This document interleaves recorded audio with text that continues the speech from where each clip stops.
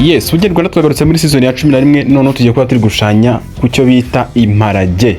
Niba utazi kubitandukanya hari iyo bita indogobe cyangwa se horse, imwe iba ari ndende dukunze kwita ifarashi, hakaba noneho iyo bita donkey ibimeze nk'indogobe ariko ko kaba ari gatoya ndetse kikorera ibintu biremereye cyane, gakunda kuba ahantu mu mirambi cyangwa se no mu butayu, mu gihe ifarashi nyizina cyangwa se indogobe zikunda kuba ahantu hari ibyatsi birebire cyangwa se mu misozi.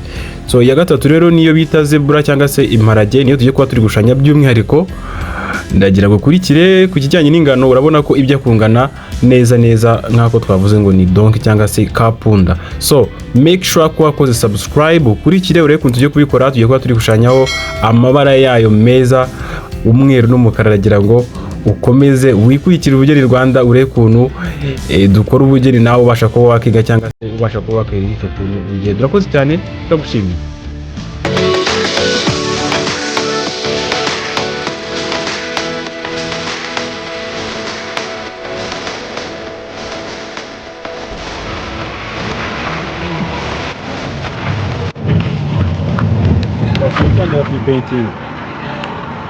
Tangira kuyisiga ntabwo mwamenya ngo ni indogobe cyangwa ni ifarashi cyangwa ni punda.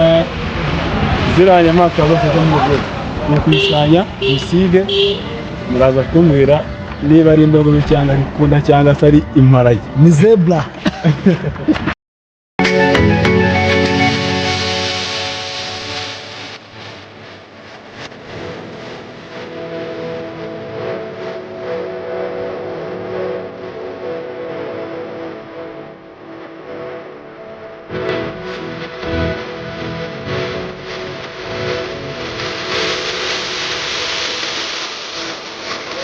Genza iyo uri gushushanya inyamaswa nk'iyi ngiyi ifite amabara asa nk'urugero, urabanza ugasora amabara ya mbere aba ari ku mubiri, ahari amashadows cyangwa se umwijima ukawushyiramo, ubundi ukazamukanya umushyiramo imirongo cyangwa se izindi detali, ariko wabanje kuyikora isa nk'iyambaye ubusa.